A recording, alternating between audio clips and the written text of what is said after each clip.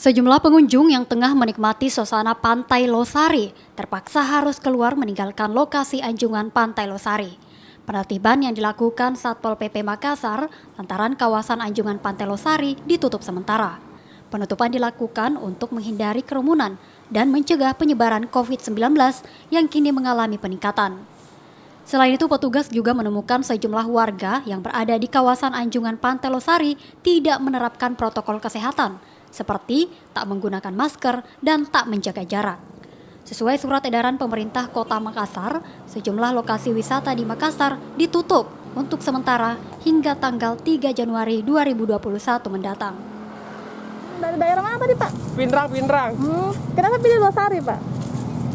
Biasanya kan akhir tahun ada liburan ke kota aja nih.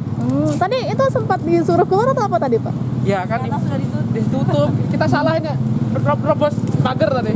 Hari ini mulai tanggal 23 kemarin kita tutup, kita sudah sampaikan ke masyarakat dengan memberikan spanduk-spanduk di tiap pintu untuk masyarakat tidak masuk di Anjungan mulai tanggal 23 sampai tanggal 4. Jika ada yang ditemukan masuk ini seperti apa tadi, Pak? Ini tetap kita memberikan teguran untuk tidak masuk karena rata-rata yang masyarakat yang datang ini kebanyakan bukan masyarakat dari Makassar tapi orang yang dari luar Makassar sehingga mereka banyak beralasan bahwa mereka tidak tahu.